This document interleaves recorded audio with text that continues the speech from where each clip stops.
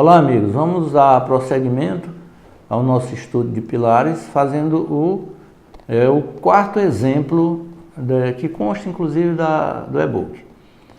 É um pilar também de extremidade, com os mesmos dados do exemplo anterior, só que vocês podem perceber pelas figuras que no exemplo 3, o exemplo anterior, o meu pilar tinha a menor dimensão na direção da viga que não continua. Neste exemplo, a viga que não continua está na direção maior do pilar. Eu apenas peguei o pilar e girei de 90 graus. Para a gente observar isto aqui, a importância, muitas vezes, do giro do pilar. Às vezes você não pode colocar um pilar nessa posição porque eu tenho uma esquadria aqui, uma porta que vai abrir aqui. Então o pilar não pode estar aqui, ele teria que ser desse jeito, porque a porta poderia estar aqui. Então muitas vezes a posição do pilar é quase que obrigatória. Bom, então nós vamos ter pilar de extremidade, significa dizer que nós temos momento de primeira ordem, momento inicial diferente de zero na direção X, que é o nosso exemplo aqui. Os dados estão todos fornecidos aqui, força normal característica 600 kN e os momentos, traciono fibras opostas 2000 e menos 2000. Bom, a sequência é a mesma que a gente viu há pouco.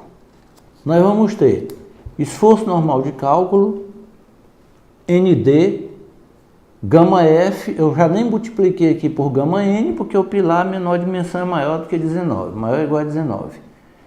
Então, gama N seria igual a 1.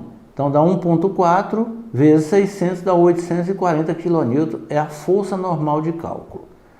Depois, os dois lambdas. Os lambdas agora se inverteram. O lambda X anteriormente era 51,9 e o lambda Y era 20,8. Agora, na direção X, o lambda X é menor, porque a seção do pilar é maior, a dimensão do pilar nessa direção é maior. Na sequência, seguindo o mesmo raciocínio, nós calculamos os momentos mínimos, momento mínimo dado pela norma, ND, que multiplica 1,5 mais 0,03 de H. Na direção X, dá 2.520. Porque na direção X o meu HX é 50. 50 vezes 0,03 dá 1,5 mais 1,5, 3. 3 vezes 840, 2.520. Estão invertidos aqui os momentos em relação ao primeiro exemplo, ao exemplo anterior, melhor dizendo. Eu comparo então o momento mínimo com os momentos fornecidos. Na direção X, o momento mínimo encontrado foi 2.520 e o momento inicial era 2.000. Então, o momento mínimo deu maior do que o momento inicial. Então, meu momento de primeira ordem na direção X vai ser 2.520. Vai ser dado pelo momento mínimo. Na direção Y, como não existia momento, o momento inicial é 0, o meu momento de primeira ordem vai ser o próprio momento mínimo. Então, os momentos mínimos tiveram prevalência sobre o momento na direção X e sobre o momento na direção Y. Então, estes são os momentos de primeira ordem. Na mesma sequência, a gente precisa determinar, fazer a verificação se há necessidade da gente levar em consideração os momentos de segunda ordem. Para isso, nós precisamos calcular o lambda de comparação para estabelecer a comparação com o lambda real. Para calcular o lambda 1, que é o lambda de comparação, o ASB, o ter de comparação, nós precisamos do alfa B. Então, como os momentos tracionam as mesmas fibras, quando os momentos tracionam as mesmas fibras, o alfa B é 1, nas duas direções, porque este momento é igual a esse.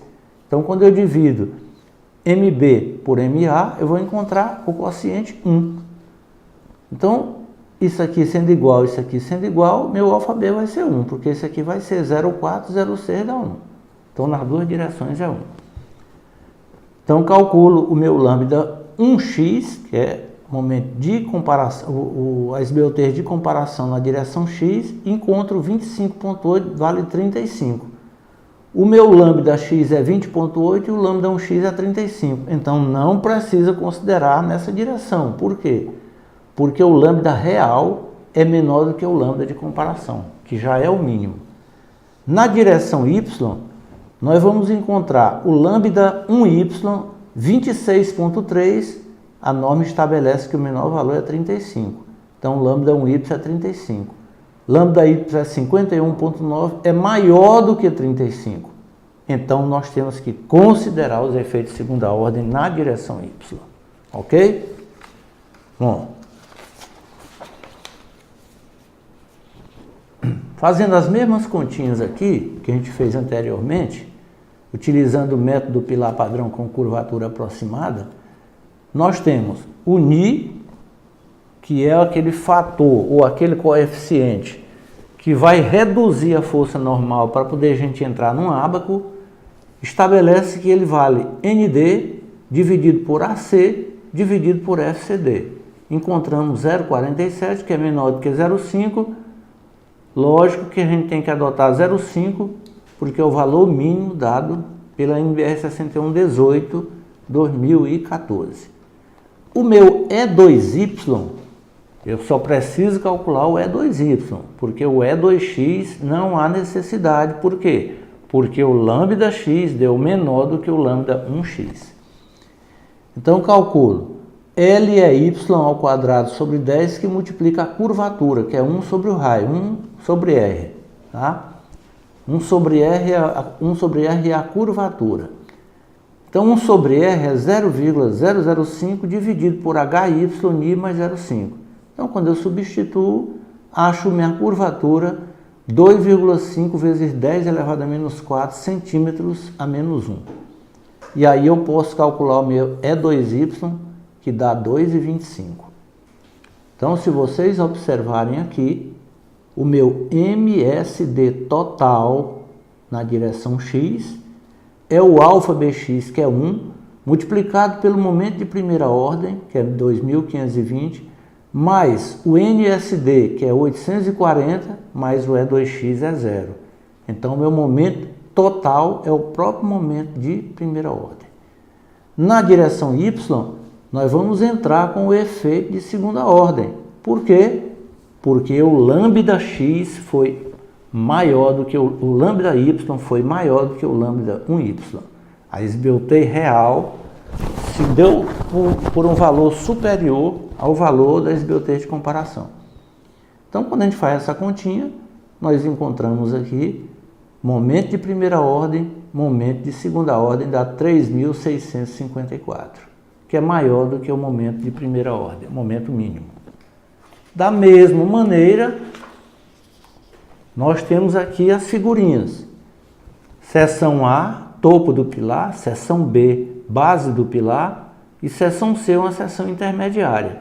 Na direção X nós não temos efeito de segunda ordem, mas na direção Y nós temos. Então há essa curvatura e aqui o nosso momento total. Este momento total é a soma do momento de primeira ordem mais o momento de segunda ordem. Então, agora do mesmo jeito, nós fazemos, como agora tem momento de segunda ordem, nós temos que verificar qual é a pior situação do dimensionamento. Se é no topo, né, para esses dois momentos, ou se é na seção intermediária. Muito provavelmente vai ser na seção intermediária. Então aqui nós temos seção da base, do topo e da base. Excentricidade inicial, excentricidade na direção X, para a primeira situação de cálculo, e excentricidade na direção Y, para a segunda situação de cálculo. Esses pilares, esse pilar, vou pegar novamente aqui o desenho para relembrar, por exemplo 4, nós estamos assim, esse pilarzinho ele está desse jeito, está até desenhado aqui uma sombrazinha dele, ó. Tá? Aqui. Então o pilar, se você olhar nessa direção, eu tenho uma excentricidade relativamente pequena, 3 centímetros. Tá? Isso é porque eu estou nas seções A e B, 3 centímetros, mas eu estou na direção maior. Aqui eu estou na direção menor, com a excentricidade um pouco menor. Entre essas duas, esta situação é a mais desfavorável. Quando a gente vai para a seção C, essa situação ainda fica mais patente. Então, porque eu tenho uma excentricidade total de 4,35 na direção menor do pilar. Então, esta daqui é a pior situação de cálculo. Neste caso, a gente consegue, digamos assim, concluir com rapidez qual é a pior situação. Quando existe uma dúvida, a gente tem que fazer as várias situações para saber aquela que me dá a maior armação. Depois tem na continuação aqui, nós temos o mesmo exemplo utilizando o método pilar padrão com rigidez aproximada. Então, este método, se utiliza uma equação do segundo grau, assim, M total numa direção que multiplica um coeficiente A. Então, A m ao quadrado mais b vezes m elevado à primeira potência mais c. É uma equação do segundo grau completa. Então, com isto, nós determinamos esses coeficientes a, b e c e retiramos um valor de k, que é uma rigidez. Essa rigidez a gente introduz nesta expressão e calcula o momento. Esse momento que nós calculamos aqui em cima, calculamos o momento aqui em cima, 2.840. Depois nós fazemos a conta inversa e vamos fazer uma conferência para ver se esse momento é o momento correto. Quando a gente faz a conferência para ver se converge para aquele valor, se a gente prestar atenção, olha, uma é 2.840 e outra é 2.839, portanto convergiu.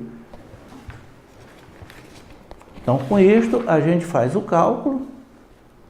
E nós vamos encontramos AS mínimo 2,90 e o AS mínimo relativo a esse coeficiente 4 centímetros quadrados.